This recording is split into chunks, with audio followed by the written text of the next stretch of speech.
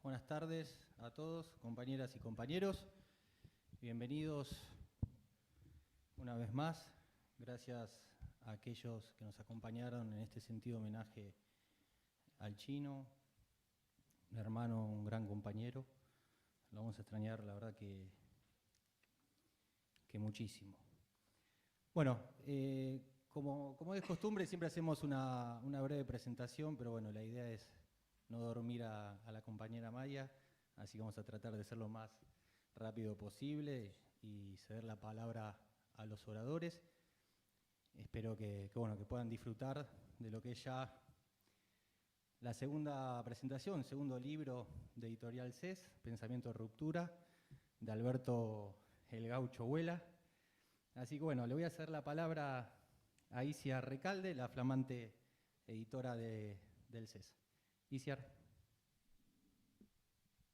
Gracias, Hernán. Bueno, gracias a todos los compañeros que se han acercado a la Casa de los Trabajadores para esta patriada. Yo voy a ser muy breve. Tenemos dos presentadores de lujo, uno prologuista de Pensamiento de Ruptura y centralmente la palabra del autor, que es lo que cuando uno va a la presentación de un libro centralmente quiere escuchar. Yo fundamentalmente quiero hablar de la esperanza que significa que nos encontremos hoy personalmente después de tanto tiempo de encierro para hablar de un libro que abre también esperanzadoramente una colección de pensamiento nacional. Eso es decir mucho en la Argentina actual, una Argentina en profunda decadencia, que en términos culturales, salvo de hablar de ideología de género, indigenismo y debatirse con les, no dice demasiado. En tal sentido, digamos, la reedición de Pensamiento de Ruptura de Alberto, que abre esta colección de pensadores nacionales, como bien dijo Hernán, el segundo libro de esta flamante editorial nos llena de esperanza y bueno, es para nosotros un honor. Eso en principio. Después, bueno, varios agradecimientos. En principio a Julio y a Maya. El movimiento obrero organizado históricamente ha tenido política de la cultura nacional y es de los pocos espacios u organizaciones libres del pueblo que abraza a los pensadores nacionales, cosa que no hacen en general las instituciones vinculadas al Estado. Y fundamentalmente agradecer la posibilidad de Julio en particular, un amigo que siempre acompaña todo. Le decís, Julio, vamos por la santidad de Eva Perón, vamos por la reivindicación de Isabel Perón, vamos a hacer una misa para recordar al compañero José Ignacio Rucci, vamos, siempre para adelante. Y lo mismo sucedió con respecto a la posibilidad de armar esta pequeña editorial. La editorial la pensamos fundamentalmente con mi amiga Maya, pensando fundamentalmente en que, en principio, digamos que a los pensadores nacionales nos cuesta, en un país como la Argentina, donde el 60% no tiene laburo, el 70% de los nenes no come, digamos, esas cuestiones dramáticas vivimos en la Argentina. Los que nos dedicamos al pensamiento, en general no tenemos canales de edición. En principio no tenemos plata para editar y además gran parte de las editoriales, por una cuestión ideológica o doctrinaria, nos da la espalda. Entonces pensamos qué manera había, justo se había dado la coyuntura, yo publicaba un librito sobre Eva Perón, un compañero una maravillosa biografía sobre Isabel, bueno, varios compañeros que no encontrábamos canales para nuestras obras. Pensamos el proyecto primigenio de esta editorial que acompañe realmente a los pensadores nacionales que están no pensando agendas foráneas, sino centralmente diagnosticando con verdad el drama de la Argentina actual y además forjando la esperanza de qué es lo que hay que hacer para salir del atolladero en que Argentina está hace décadas, desde el año 76, en caída libre hasta esta parte. Y ahí salió la idea del sello editorial enmarcado en el CES, que preside el compañero Julio y el Gaucho Huela, e insisto, digamos, esta colección que nos honra porque, digamos, es del filósofo, yo diría, no estrictamente argentino, sino nacional, el filósofo nacional más importante que tiene la Argentina. Así que bueno, varias cuestiones para celebrar. Yo siempre recuerdo cuando estamos en espacios de resistencia cultural de este tipo una frase, o digamos, intento parafrasear a uno de los pensadores argentinos más relevantes que dio nuestro país, que parió nuestro suelo, que fue el cura Leonardo Castellani, que también resuena fuertemente en este libro de Alberto, que dice algo así el cura como, seguimos hablando, dice Castellani, para que respire la patria. Mientras habla una nación no está muerta, aunque su alma esté pendiendo de un hilo. Y bueno, seguiremos hablando. Muchas gracias.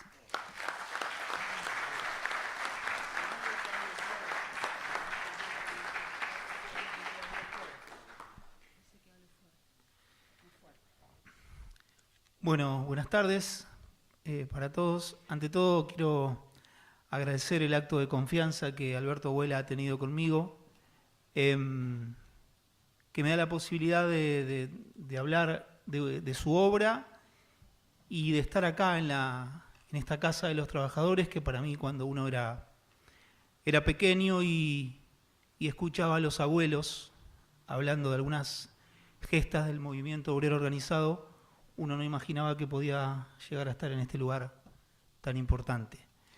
En segundo término, es un acto de gratitud porque durante estos 2 años, por algunos temas personales,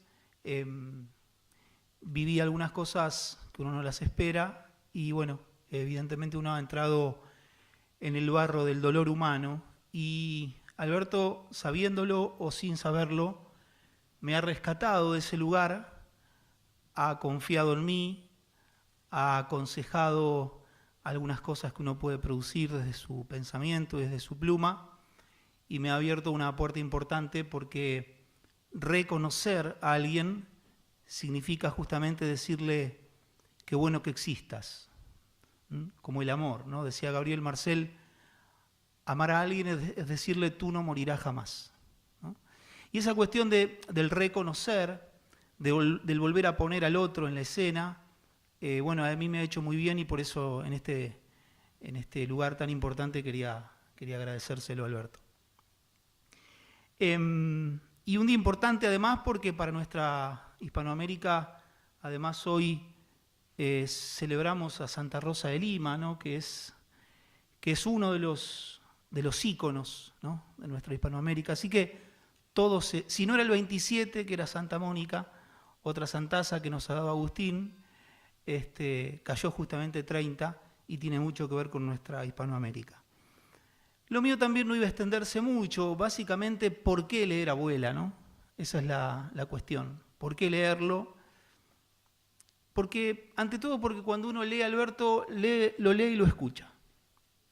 Y eso han tenido pocos la posibilidad de expresar un pensamiento escribiendo, hablando, ¿no?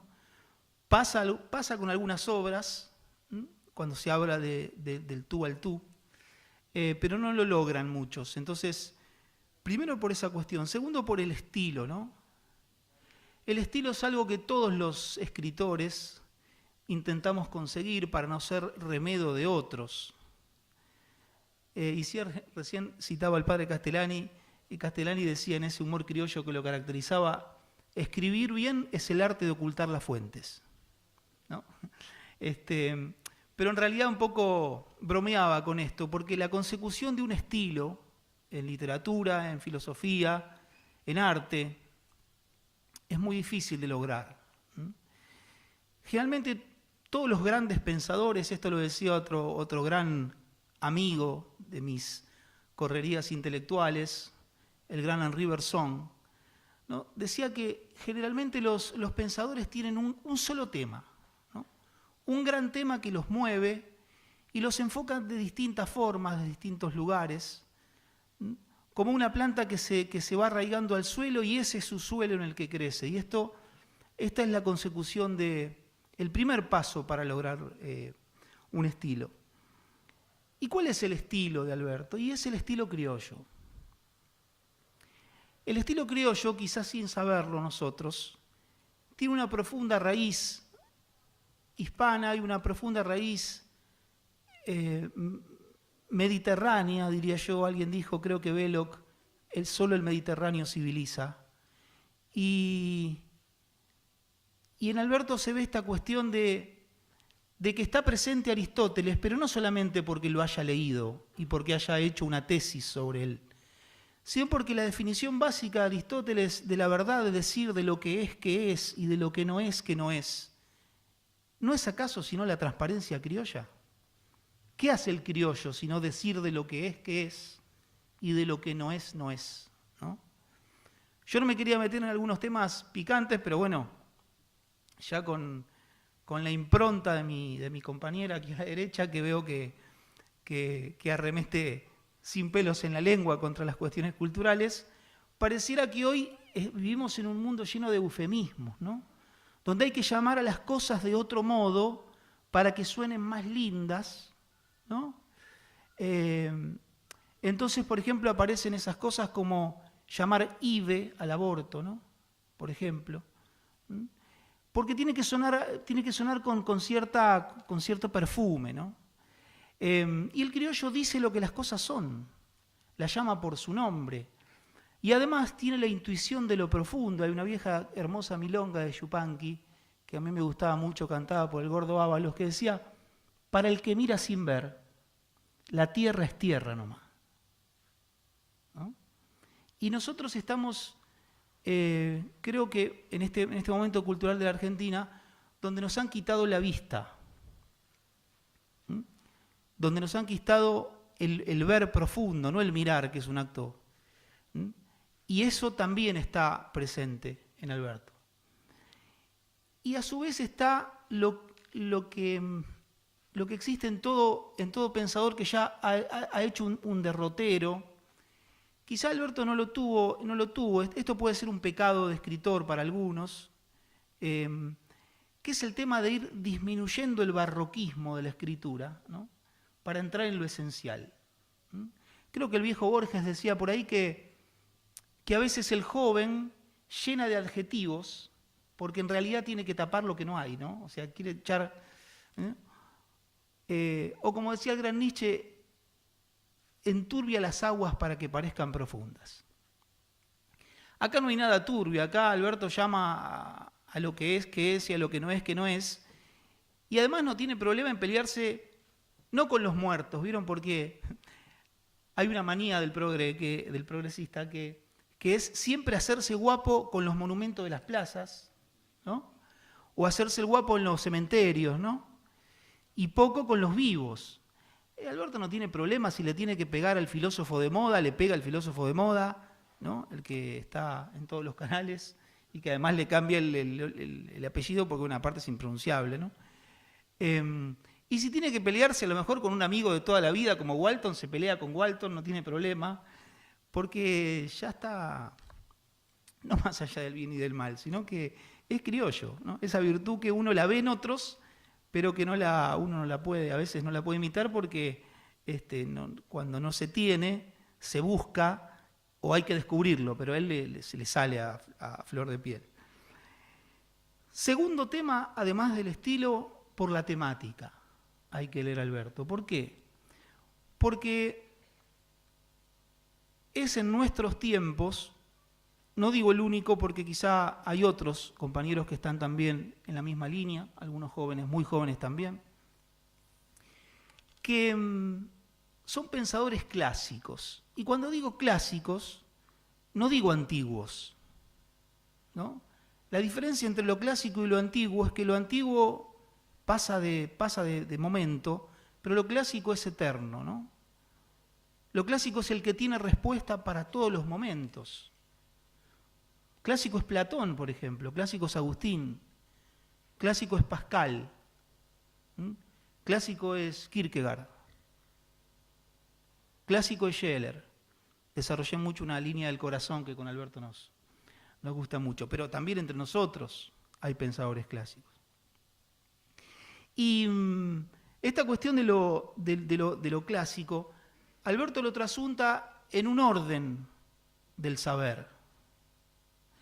Es decir, tiene bien claro que aquel que no hace metafísica, que aquel que no hace, que no está tras la búsqueda del corazón de la filosofía, que es el ser, que no entiende la relación necesaria entre las ciencias subordinantes y las ciencias subordinadas, y cojea de algún lado en su pensamiento. Entonces Alberto hace metafísica y hace beber desde los principios de la metafísica en los otros saberes subalternados a la metafísica. De ahí saca su enfoque de la sociedad o de la comunidad, como nos gusta más a nosotros. De ahí saca su enfoque de la ética, de ahí saca su enfoque de la bioética, que lo escuché hablar en estos días también sobre esos temas, de la antropología, de la estética, ¿no? Que son las otras disciplinas que se mueven en torno a la savia de ese tronco común, que es la metafísica. Claro, su tesis ha sido sobre Aristóteles, entonces esa es, como siempre dice, lo principal, el ABC, la teoría y el solfeo, para después poder hacer filosofía. Y por último, Alberto tiene en la cuestión de la temática la virtud de no sobrevolar, porque a veces los filósofos tenemos el problema, primero que es una tragedia esto, es un drama estudiar filosofía, porque uno nunca se recibe de lo que estudia, ¿no? Uno estudia medicina y es médico, ¿no? Uno estudia abogacía y es abogado, pero uno estudia filosofía y no es filósofo. Por eso él siempre tiene la virtud de decir arquegueta, ¿no? Eterno principiante, porque es feo decir que sos filósofo, ¿no? O sea, uno estudia para algo de lo cual nunca, no sabe si se recibió. No sé si es tragedia, pero es un drama. Pero ¿cuántos filósofos hay no librescos? Que son los que nos han enseñado a vivir, ¿no? Mi bisabuelo, que con los ojos azules, que lástima no heredé, con la boina, ¿no? Cuando me venía a venir de lejos, un viejo castellano, se le llenaban los ojos de lágrimas y tenía cada frases, ¿no? Cada aforismos, cada greguería, diría de la Serna, que uno lo dejaban así extasiado. Entonces decía, ¿dónde está la verdadera sabiduría? ¿Sabiduría es simplemente el que leyó, el que se llenó la cabeza de autores? ¿No? Eso también es para rescatar. Y por último, ese acicate que siempre hace Alberto sobre el estar arraigado, él nos trajo una serie de términos, haciendo metapolítica, que es su gran tema, nos trajo una serie de términos que hay que descubrir hoy en día, que, por ejemplo, el decúmene, ¿no? Por ejemplo, esa maravillosa definición del genius loci, ¿no? Clima, suelo y paisaje que nos atraviesa, que nos configura. En esta globalización donde quiere llevarse puestas todas las identidades de los pueblos, donde es necesario ser políticamente correcto y aprender a hablar no tomando los términos de la Argentina profunda, sino de 4 o 5 personas iluminadas que se forman en Puam y bajan acríticamente esa línea para enseñarle a la pobre mujer o al pobre hombre de Salta o de Santiago del Estero que ahora hay que hablar de otro modo, y yo la única lengua que acepto que se cambie es cuando la cambie el pueblo, no cuando la cambian las élites, y menos esas élites, ¿no? Entonces, nos trajo esta cuestión de la identidad cultural a través del ecúmene, porque no se puede tener ideologías de exportación. En este momento de la Argentina, donde hay algunos vedettes que están por allí, ¿no? Donde yo soy profe de filosofía, tengo alumnos, hay muchos de los chicos que están muy compenetrados con seguir a uno de los candidatos para estas próximas elecciones, que representa a la libertad, ¿no? El gran problema de la libertad de ellos es que primero no tiene fondo metafísico porque no saben qué es la libertad. El segundo gran problema tiene un elemento importante que hay que reconocerlo, que es esa especie de pegarle medio desfachatadamente a la clase política que no nos representa, ¿no? Y lo digo en una casa donde los dirigentes han jugado su vida, ¿no? Su vida y su pasión, ética y política. Pero ¿dónde está lo perverso de todo esto? Que detrás de esto está la veneración al individuo. ¿Quién les contó que el capitalismo trae un montón de bondades? ¿Qué está en el fondo? En el fondo es, yo me salvo a mí mismo, ¿no? La justicia social, en el fondo, es hacerla con la mía. Y estoy acrecentando la noción de individuo. Lo mismo cuando otorgo derechos, muchos derechos a los individuos, ¿no? Y me olvido de las mayorías. ¿Por qué? ¿Por qué? Porque rompo la noción de comunidad.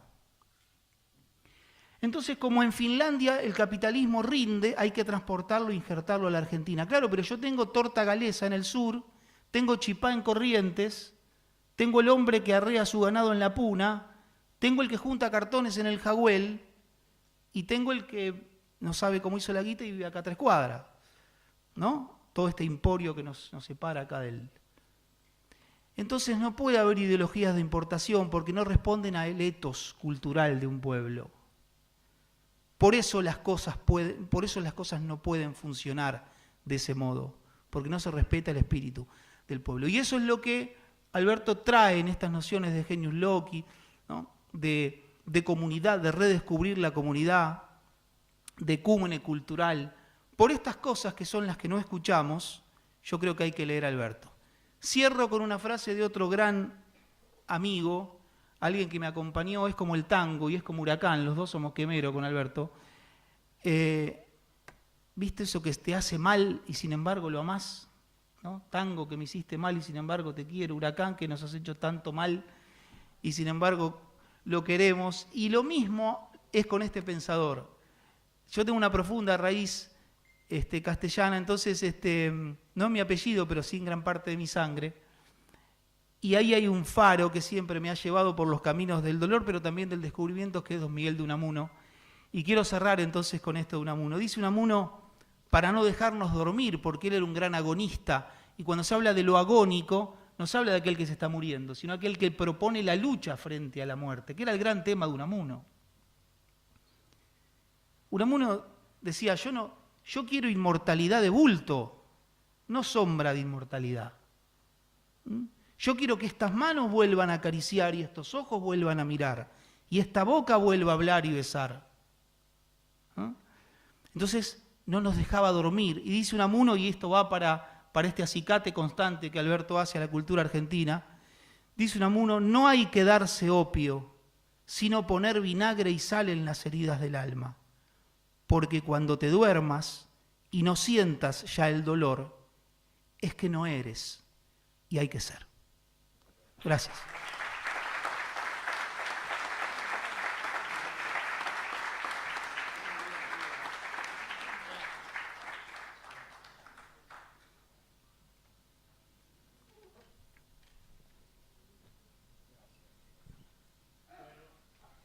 Hola. Voy a hablar un poco fuerte porque dice que se escucha por YouTube.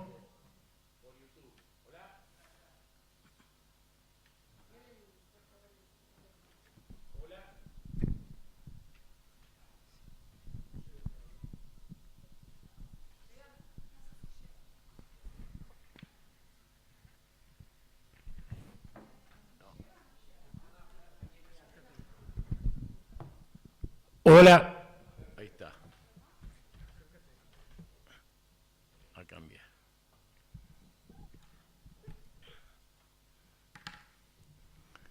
Hablando de ruptura, se rompieron los micrófonos. Pero no es un pensamiento. Hola. No, ese suena mejor, ¿eh? Hola. Ahora te lo subo arriba. Ah, bueno.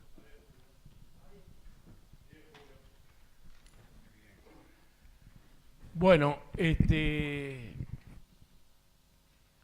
fundamentalmente un honor grande estar presentando el libro del más grande filósofo peronista que existe hoy, ¿no? Alexander Dugin, la última vez que vino a Buenos Aires, decía que el filósofo más grande de la Argentina había descubierto que había sido Perón, el único dirigente político que se supo sentar frente a todas las corrientes filosóficas del mundo y discutir su proyecto de comunidad, su proyecto de sociedad. Y se transformó en un admirador. La primera vez que vino allá arriba en el Rucci, porque lo vino a visitar Alberto, y lo organizamos de la noche a la mañana, después en un reportaje dijo que había entendido al peronismo en la CGT. Y no es casual. Con Alberto nos une un trayecto bastante largo, desde los 90, cuando empezamos desde el movimiento obrero, en pleno neoliberalismo, en plena, ¿cómo podemos decir?, en pleno contrabando ideológico, que fue lo que fue esa década para el peronismo y para el pensamiento nacional. Empezamos desde la CGT o desde el movimiento obrero, porque no estábamos en ese momento en la CGT, desde el MTA, empezamos a hacer peronismo. Y lo esencial que nos enseñó Perón es a imaginarnos los futuros escenarios, ¿no? A tener un pensamiento estratégico. Y ahí elaboramos que la gran parte la escribió Alberto, cada uno aportó lo suyo, pero Alberto fue el escriba. Hicimos la teoría del rombo, ¿no? Planteando en un momento del neoliberalismo era amo y señor en la región, plantear la visión de Perón y el destino manifiesto de este continente o subcontinente, por llamarlo Suramérica, como que tenía un destino, ese que Jaguaribe le dijo, hablando de la Argentina, pero hablaba del continente, es un continente condenado al éxito, ¿no? Hoy lo dice Dugin, cuando dice que es el continente del futuro, Suramérica, es el que está todo por hacer. Y ahí en ese momento, yo recuerdo cuando fuimos a un congreso a Brasil, acá toda la actividad la organizaba el movimiento obrero, pero cuando fuimos a Brasil eran las pesquisas, ¿no? Los centros de investigación de las universidades, en San Pablo, un congreso. Y bueno, Brasil tiene una construcción también importante en materia de pensamiento estratégico, pero lo tiene en las universidades, ¿no? Y lo que se sorprendían los brasileros, donde teníamos amigos entrañables como Moni Bandeira o el mismo Jaguaribe, es que en la Argentina fueran los trabajadores que impulsaran esas ideas, ¿no? Eso les sorprendía, ¿viste? Eso fue en el año 2004, pero si era por eso, éramos todos, ¿no? Y nosotros ahí acuñamos una frase, es que por la Argentina pasó Perón.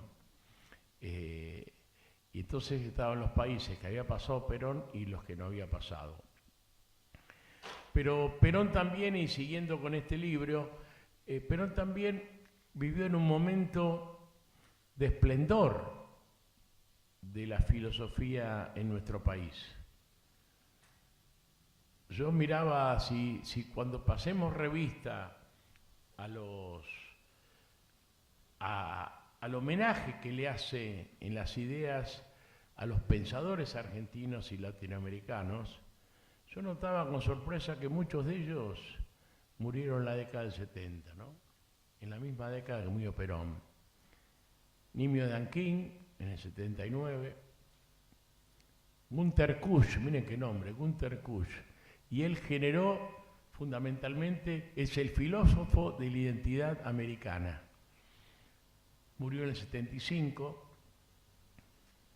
Julio Menville, el padre Julio Menville en el 73. Castellani un poquito después, en el 81. Y hasta uno de los pensadores uruguayos, ¿no? Jean Vías de Acevedo, en el 72, ¿no? Es decir, qué momento tan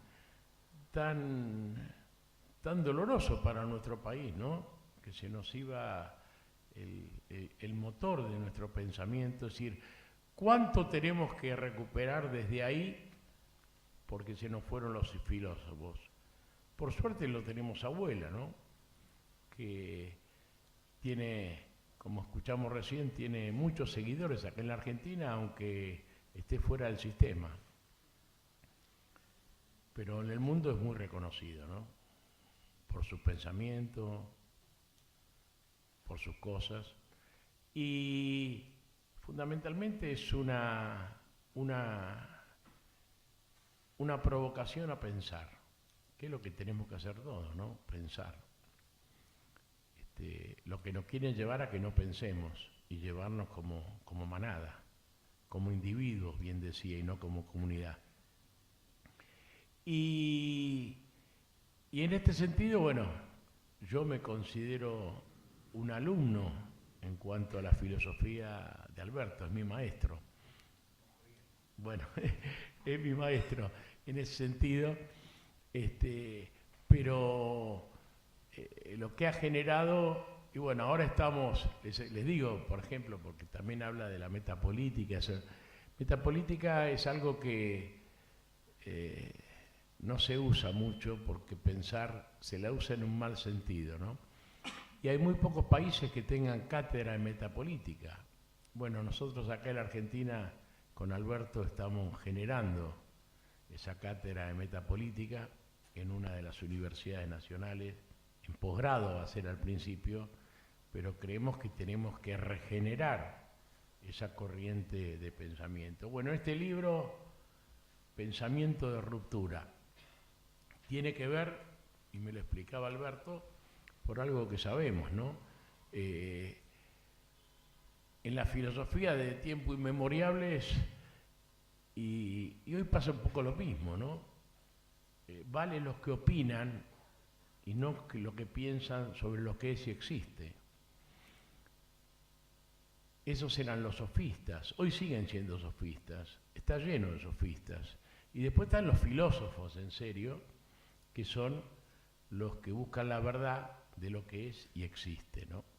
Que esa es la idea de Platón. Los sofistas eran muy populares, ahora también los vemos a los sofistas en todos los medios. Dicen filósofos, no son filósofos, son sofistas porque opinan de todo, ¿viste? Y sin profundizar sobre la verdad de lo que es y de lo que existe. Entonces, enojado Platón dijo que había que romper con la opinión y pensar en la verdad. Esto es lo que llama Alberto pensamiento de ruptura. Y yo les voy a leer algunos parrafitos, ¿no?, del libro para entusiasmarlos a leerlos, ¿no? Porque, y bueno, eso es lo de menos. Pero también digo que en este pensamiento ruptura, una vuelta, cuando voy al OIT, me dice, si pasás por París, andame a comprar unos libros. Me dio una lista de libros. ¿Cómo serían esos libros? Casi ninguno lo encontré. Los tuve que comprar y cosas raras que en esa época me los mandaron y llegaron en su momento, ¿no?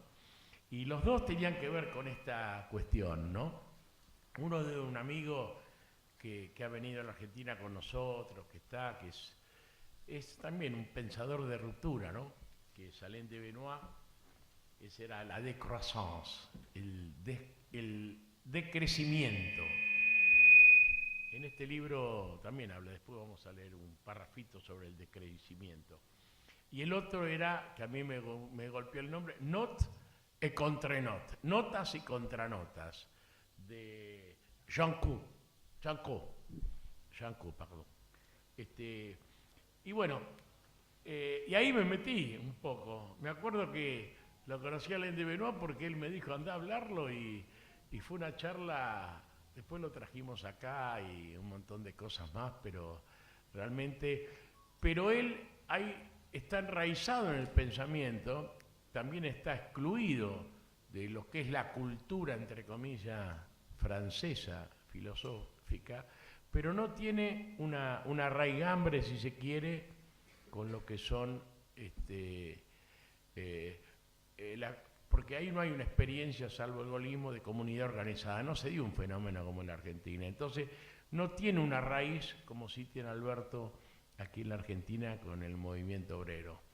Pero su visión, es decir, su visión de la realidad, si la aplicamos a todo, es exacta, es pensamiento de ruptura. Y pongo algunos pedacitos, ¿no? En el párrafo donde habla de tolerancia, virtud o ideología, dice algo porque habla todo el tema. No voy a explicar todo, voy a leer párrafos para verlo profundo. La tolerancia como virtud está vinculada a su carácter negativo.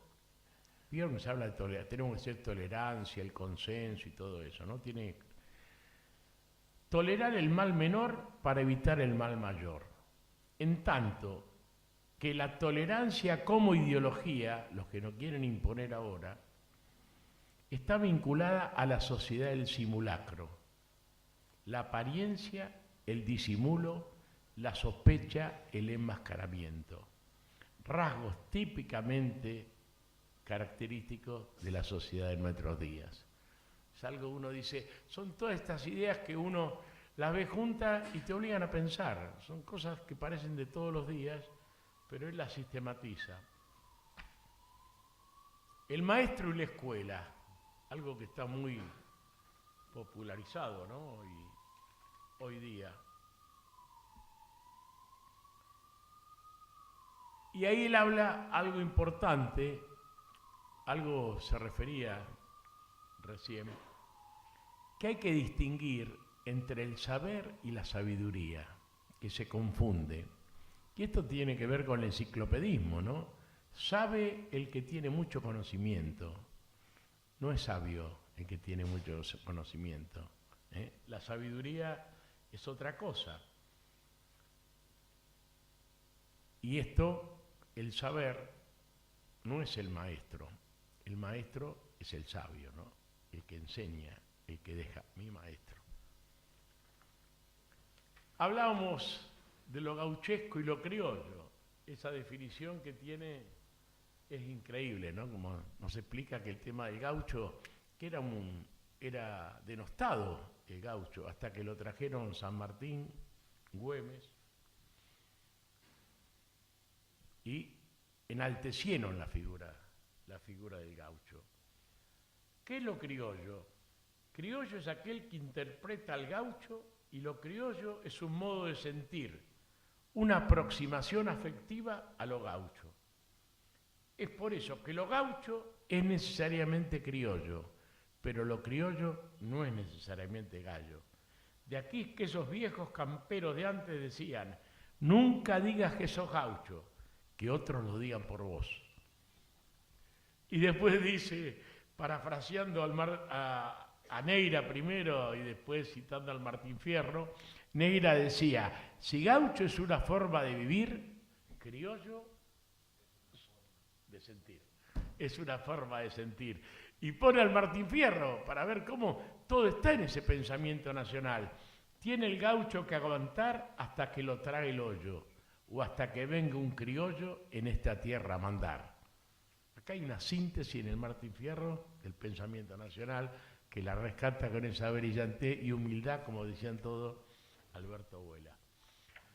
La metapolítica. ¿Por qué surge la metapolítica? Porque, y lo explica bien, porque la sociología, todas las ciencias sociales no pueden explicar suficientemente la naturaleza de lo social. Y esto es lo que hace la metapolítica, explicar la naturaleza de lo social. Solo se puede realizar válidamente, es decir, acercarse al fenómeno social desde la filosofía, nos dice Vuela, no desde otra disciplina. Y más específicamente como un capítulo de la filosofía desde la metapolítica. Porque la filosofía no puede preguntarse sobre lo que es y lo que existe, describe. En cambio, la filosofía y la metapolítica sí va a buscar la verdad.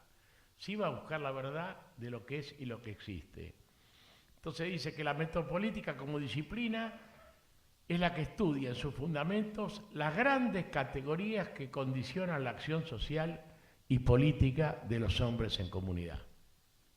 Un concepto brillante, la verdad. Sigo con otra.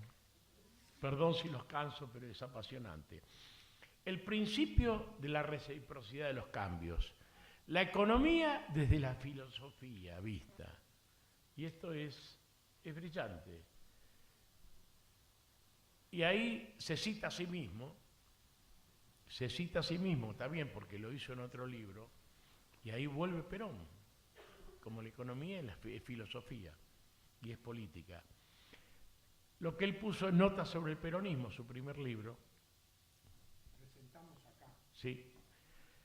Perón propuso en su libro de Economía, Los Vendepatria, la capitalización del pueblo y la morigeración de la ley de oferta y demanda del capitalismo salvaje por la vieja ley griega de reciprocidad de los cambios, según la cual, luego de un trueque comercial justo, las dos partes deben quedar en posiciones medianamente equivalentes de las que tenían antes de dicho trato comercial, y no una empobrecida y la otra enriquecida a costa de la primera.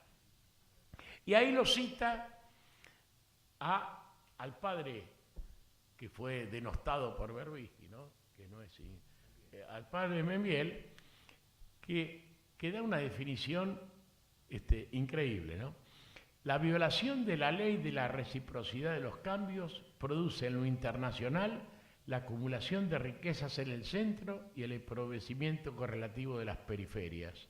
Perón siempre nos enseñaba que la revolución se hace de la periferia al centro, ¿no? Por esta cuestión. Es decir, convierte en coloniales o semicoloniales a las economías nacionales, porque al no retribuirse recíprocamente las riquezas en el tráfico internacional, se provoca la acumulación en ciertos puntos a costa del enflaquecimiento de otros. ¿Se acuerdan lo que decía Perón? Las mangueras que apuntan para afuera y derraman la riqueza que producimos, que había que dar vuelta a la manguera, que es simple la economía, para Perón, ¿no? Hoy vemos que para los que no. Bueno, después habla del valor de la moneda. Todo. La de corazón, decía Alain de Benoit, y él también habla de crecimiento y progreso, de la ecología. Y dice, ¿cómo dejar de lado el objetivo insensato del crecimiento por el crecimiento cuando éste se topa con los límites de la biosfera, que ponen en riesgo la misma vida del hombre sobre la Tierra? Es decir, es el paradigma tecnológico del que habla el Papa Francisco en la Laudato Si. Este tema también lo toca Heidegger en su planteo de cómo el pueblo va a ser anulado por el paradigma tecnológico, el concepto de pueblo, y cómo destruye la ecología. Esto es lo que Perón dice en su carta al primer encuentro, al primer cumbre mundial. No, ese era el tercer mundo. No, a la primera cumbre mundial sobre el tema de medio ambiente, que es en 1972. El mensaje a los gobiernos y pueblos del mundo. No es tan difícil restablecer en economía el principio de reciprocidad de los cambios, tanto entre los hombres en el intercambio de mercadería como entre el hombre y la naturaleza. El concepto de reciprocidad de los cambios en economía lo aplica también a la relación del hombre y la naturaleza. Ese principio de reciprocidad que morigere la salvaje ley de la oferta y la demanda. Ya termino, ¿eh? Y después habla algo que lo vemos todos los días, estamos cansados, ¿no? De la guerra semántica. Es sabido que el uso y manejo de los términos y las palabras encierra la forma de expresar un pensamiento o un sentimiento que al final determina una forma de ser y vivir. Es por ello que afirma el adagio, quien no vive como piensa, termina pensando como vive. Brillante. Esta identidad entre ser y pensar que exige la sana ética es lo que viene hoy a transformar la guerra semántica. Esta guerra semántica tiene un antecedente que fue Nietzsche, cuando afirmó, no existen hechos sino interpretaciones, porque negó la existencia de algún verdadero conocimiento permanente o indudable, ya que todo depende de aquel que interpreta. Y Aristóteles decía lo mismo, ¿no? La palabra nos revela a nosotros mismos y nos revela el mundo exterior, porque Aristóteles definía al hombre por la palabra, ¿no? El animal que ejerce la palabra. Pues definir es delimitar algo en lo que es. Bueno, les dije algunos puntitos, es mucho más rico que esta síntesis, pero para animarse no solo a comprar el libro, como dice Alberto, sino a leerlo. Porque como decía Diego, la sabiduría, a pesar que hace citas y todo, pero no son esos libros engorrosos para decir, uy, ¿cómo sabe este hombre? Sino es para demostrar cómo la filosofía, cómo este pensamiento que hoy aparece de ruptura, es un desafío del ser humano, no del individuo, del hombre que piensa, el hombre como género, ¿no? Varón o mujer, el hombre que piensa. Y ese sentido del pensamiento es lo que da trascendencia. Después habla de la espiritualidad, de muchas cosas.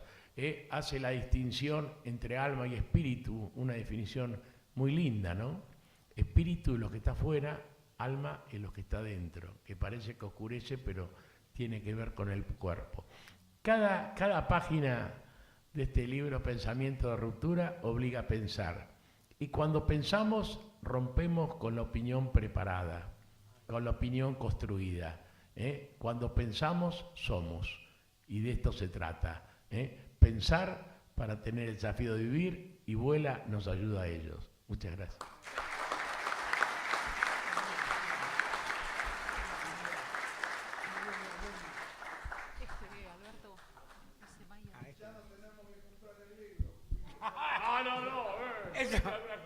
Eso es lo que yo pensaba, digo, ya.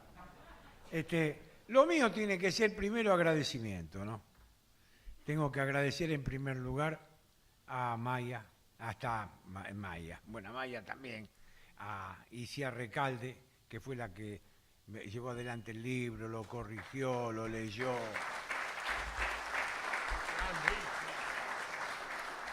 Tengo que agradecer a Diego Charamoni porque es un joven proyecto de filósofo, porque bueno, todavía es joven, pero que seguro que va a llegar a ser un muy buen filósofo. Agradecerle la presentación y bueno, recomendarlo también para que lo lean y lo escuchen.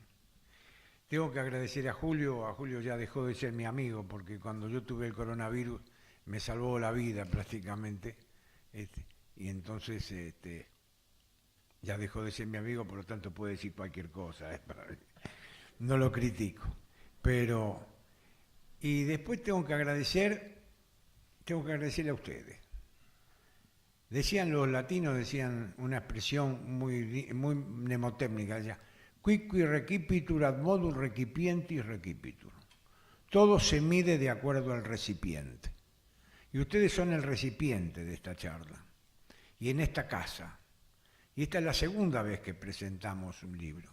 La primera vez fue Notas sobre el peronismo. Y vinieron unos cuantos secretarios generales. Vino el nuncio apostólico, que no conocía la CGT, de esa época, Adriano Bernardini. Bueno, y hoy acá también están secretarios generales. 6, 7, 8 secretarios generales de gremio. Y primero quiero hablar sobre eso. Dice Julio que la diferencia con Alain de Benoist, que es un gran pensador francés del último cuarto del siglo XX y primer cuarto del siglo XXI, que él, claro, no tiene un anclaje social. Yo pude hacer filosofía todos estos años porque mi comunidad fue el movimiento obrero. Y fueron los secretarios generales o muchas veces los consejos directivos de los sindicatos, fueron mis interlocutores. Así que primero quiero hablar con ellos. ¿Por qué fueron mis interlocutores? porque se dio naturalmente. Yo lo digo acá en la solapa de este libro, que no es mucho, pero se los quiero leer para que vean un poco la historia. Yo tengo que contarles, tengo que agradecer, estoy agradeciendo. Bueno, que me ayudó a escribir acá Iciar Recalde. Bueno, yo me inicié con el movimiento Nueva Argentina, que estaba Emilio Abras, que después terminó loco, que fue secretario de prensa de Perón, era el jefe. En el Nueva Argentina estaba Dardo Cabo, Alejandro Llovenco, el gordo Mario Granero, el negro Uriondo, Osvaldo Agosto. Bueno, estoy hablando del año 64, ¿no? Yo era un jovencito. Después viene el tema de, a ver si puedo leer acá, en los años 70 me integro al movimiento obrero a través de un gran amigo que fue Osvaldo Borda, que Dios lo tenga en la gloria, del Sindicato del Caucho, y de Oscar Silva, que está acá presente, del Sindicato de Ambulantes.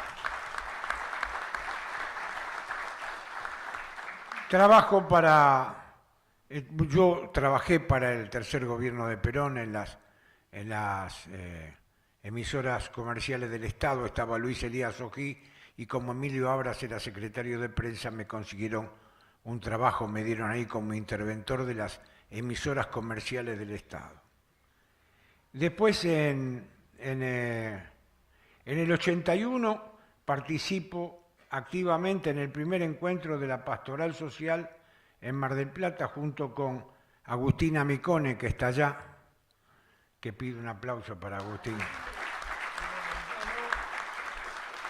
Saulo Baldini y José Rodríguez. Después, en los 90, paso a integrar el MTA con Julio Piumato, con Horacio Guilini y con Hugo Moyano.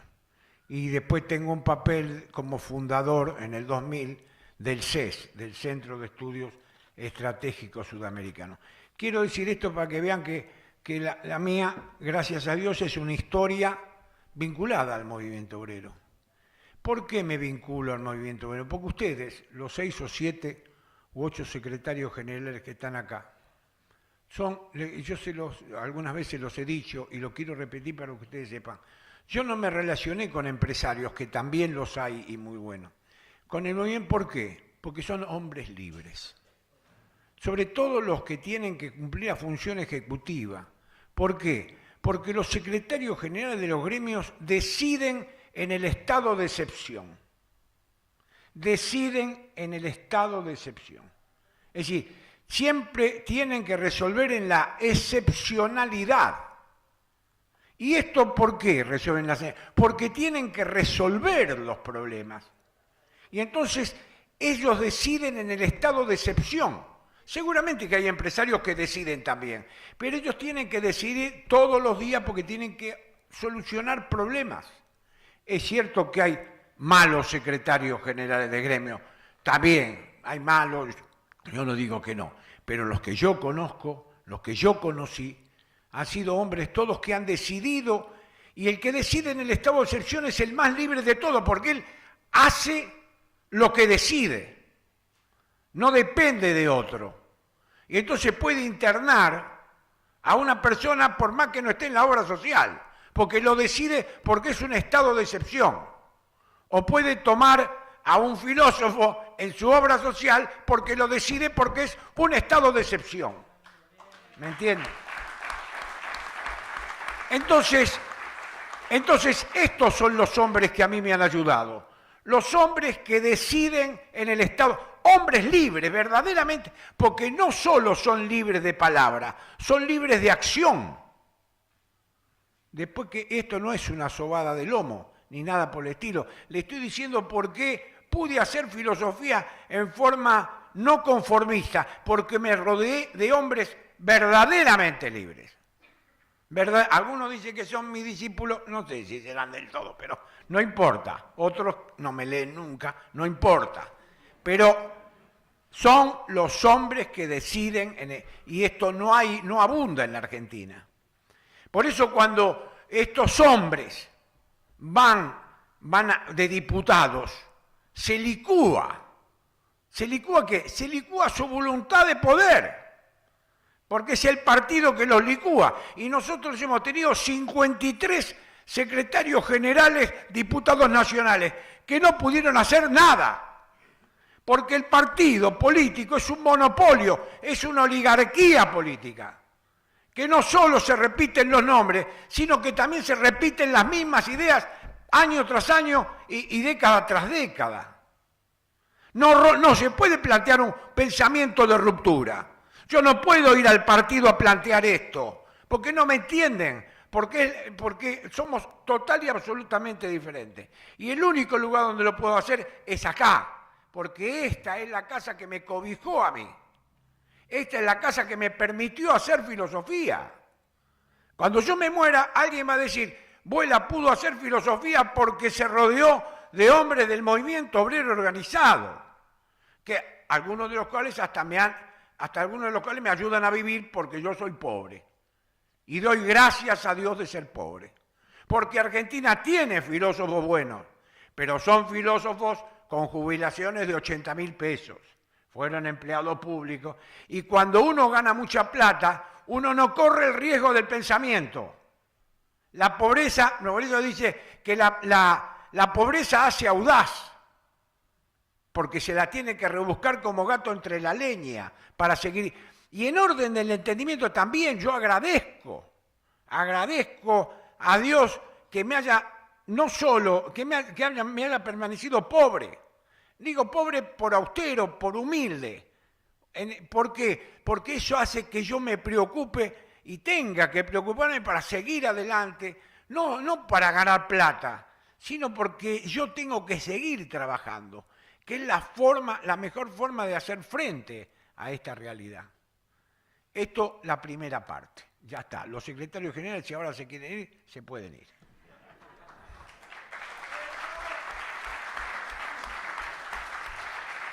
Paso a la segunda parte. Explicó bien Julio. Este es pensamiento de ruptura, que viene casualmente, Platón decía, hay que romper, la filosofía rompe con la opinión. ¿Por qué? Porque la opinión eran los sofós, los tipos se decían, sofós que quiere decir, viene de sofistas, sofós se decían sabios. Y Platón les dice, enseñaba retórica y cobraban. Y Platón les dice, nosotros no somos sofós, sabios, solo Dios es sabio. Nosotros somos filósofos, amigos de la sabiduría. Nosotros no. Entonces es el que inaugura el nombre de filósofo. Amigo, yo no me la creo, como dice el Papa Francisco, nunca te la creas. Yo no me la creo porque, por otra parte, ustedes saben que yo era director del departamento de filosofía en Mar del Plata y el golpe me echaron al diablo. Y entonces me dediqué al herraje de caballo, bueno, todos lo saben. Y una vuelta había sacado un libro que lo había prologado el queridísimo Osvaldo Borda, se llamaba La organización sindical según el orden natural. Y yo lo había regalado a un herrero y justo había ido a Berazategui, en la parte del bajo de Berazategui, y había una herrería y estaba este herrero de origen polaco, íbamos a fraguar una herradura y quiero pasar al baño. Y cuando paso al baño, que era un baño eso de chapa, que están en el fondo, estaba la herrería, la casa de él, pobre. Y miro así, estaba colgado del gancho pegado al inodoro del gancho y estaba colgado de la tapa el libro mío, que era Pensamiento en la organización sindical. Salí hecho una furia, porque tuve que usar el papel de mi libro. A partir de ese momento, perdí todo orgullo.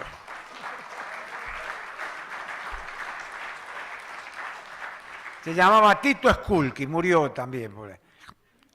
Le quiero contar esto para que vean que me corre sangre por las venas, ¿no? No es juguete.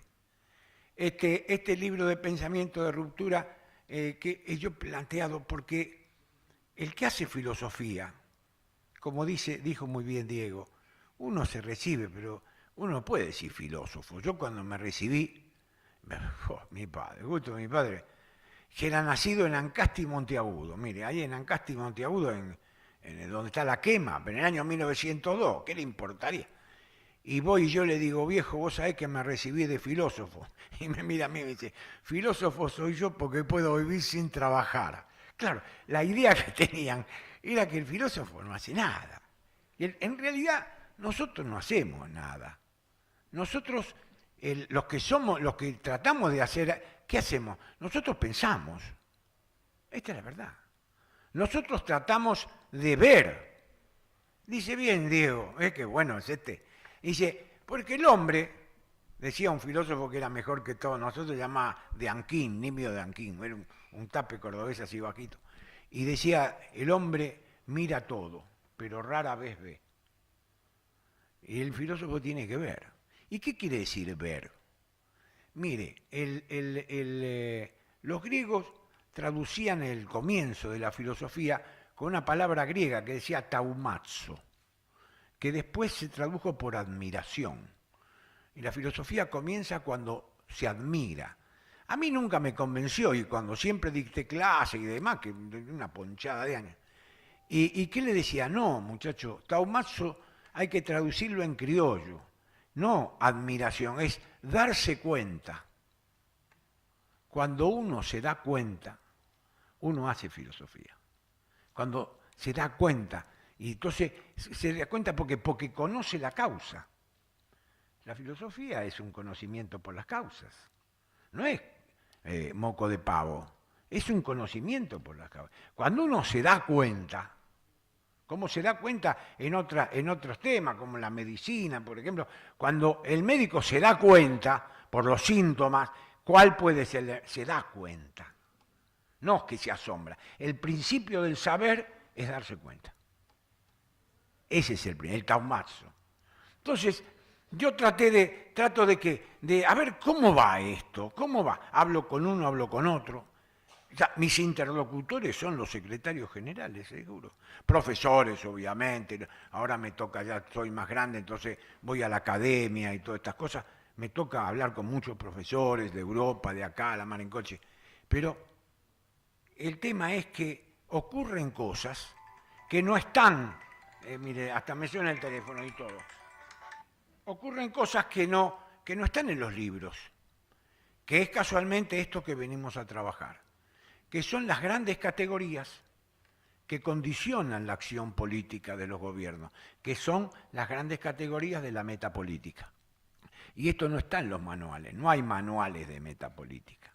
Estas grandes categorías son las que van condicionando las decisiones. Podemos decir así, la filosofía tiene que hacer consciente lo inconsciente que está en juego en las decisiones políticas. Esto es lo que en donde estoy orientado. Y en esto me está acompañando Julio, porque hay varias universidades que ya han metido la metapolítica como una disciplina académica. Y nosotros queremos avanzar en este sentido. En el sentido de hacerla, enseñarla, lograr que se enseñe. ¿Por qué? Porque lo que es la filosofía política se ha transformado en ideología. Entonces, cuando uno dice que estudia filosofía política, es una ideología. Es el marxismo, es la socialdemocracia, es el progresismo, pero no es filosofía. No es. Hay que ir por otro camino. Bueno, en esto sí estamos desbrozando, somos pioneros en este asunto. Estamos desbrozando, sobre todo en Iberoamérica, estamos desbrozando desde el año 94 el camino de la enseñanza y el estudio de la metapolítica. El otro tema que quería tratar, acá trato después los temas de filosofía aplicada en los distintos ámbitos, lo que se dan, bueno, pues ya está en el libro. Y el otro tema que yo trato, que me gusta, la segunda parte, son los filósofos argentinos y algunos suramericanos postergados. Argentina ha tenido grandes filósofos. Seguramente es el país de Hispanoamérica que tuvo filósofos más profundos. Filósofos como don Miguel Ángel Virasoro, Juan Luis Guerrero, que era de Varadero, y murió en un atracón en un asado. Virasuelo era de Santa Fe. Membiel, por ejemplo. Membiel. ¿Quién como Membiel? La teología política de Membiel es una cosa que recién ahora se está estudiando. Tiene el mismo nivel que Dumézil, que George Dumézil. Habla de las 4 funcionalidades del hombre, es una genialidad de él. Castellani, como dijo, es un género propio, escribe de todo, era de Santa Fe, de la zona de donde es Batistuta, de allá de Reconquista. Guerrero, de Anquín, el cordobés, Taborda. Y hay un filósofo que yo había tratado, Macedonio Fernández, que es poco tratado, pero bueno, acá se me salteó y no lo puse, bueno, en otra edición a lo mejor. Y después le hago un homenaje a dos grandes pensadores sudamericanos. El primero es Jean Vías de Acevedo, el uruguayo. Por supuesto, Uruguay es un país que es el producto de la masonería, es un país no tiene un anclaje en la historia y por lo tanto es muy difícil que sus filósofos tengan algo de peso, porque uno tiene peso también por la comunidad en la que vive. Y Uruguay es una comunidad un poco deshilachada, ¿no? Pero Jean Vías de Acevedo ha sido una excepción a la regla. Y el otro es Wagner de Reina. Wagner de Reina fue el más grande filósofo sudamericano del siglo XX.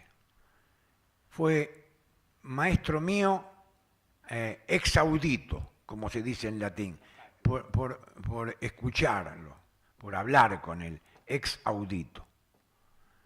Y he hablado mucho con él, fue el máximo discípulo de Martin Heidegger. Estuvo acá en 1999, usted se acuerda, el Gato Silva, te acordarás vos, Agustín también, que se hizo en el Teatro de Luz y Fuerza, hicimos el congreso 50 años de la comunidad organizada, y vino Wagner de Reina. Y vino Wagner de Reina y mostró que tenía, y dijo en esa conferencia, fue 8 años presidente de la UNESCO, en la época que estuvo Kennedy, Indira Gandhi, Nehru, todos los... Estuvo en la época que había estado, ¿cómo se llama? Estaba todavía Adenauer, en fin. Y dijo en esa, el dirigente político que a mí más me sorprendió fue Juan Perón. Y tenía una foto en París, murió en París, vivió en París, era peruano, fue 8 años en la UNESCO, y tenía una foto en el escritorio dedicada. Y me dijo, siempre me sorprendió, fue el hombre que más me sorprendió de todos los políticos que él conoció cuando fue secretario de la UNESCO, en los años 70, una cosa así. Y finalmente hice un trabajo sobre la filosofía en Bolivia. La filosofía en Bolivia es muy importante, mucho más importante que los bolivianos. La filosofía de Bolivia es más importante que los bolivianos. ¿Por qué?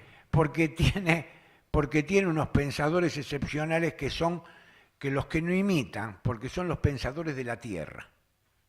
Yo estuve en Bolivia muchas veces, porque mi maestro, ustedes todos lo saben, fue José Luis Torres.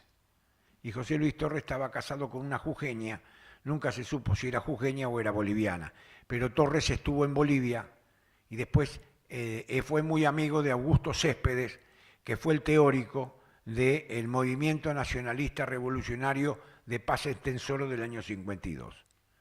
Y entonces Torres fue el que a mí me despertó nunca, ahí mucho antes de Nueva, no mucho antes, pero casi en el 64, 63, y lo voy a ver y estaba en la avenida Las Heras, en un departamento, en la cama, José Luis Torres, el que escribió Los Perduelis, La década infame, La oligarquía maléfica, Alguna manera de la patria, Nos acechan desde Bolivia, etcétera, etcétera.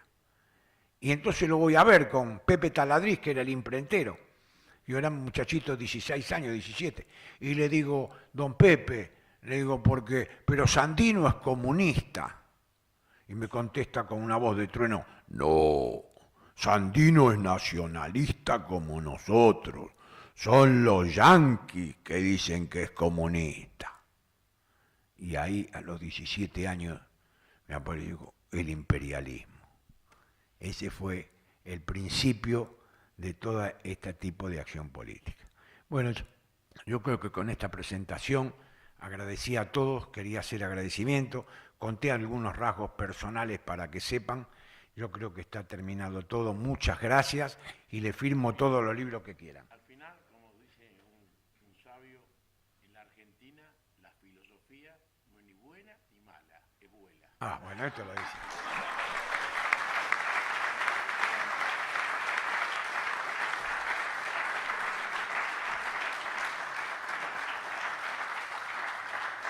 Bueno, ¿cómo se va?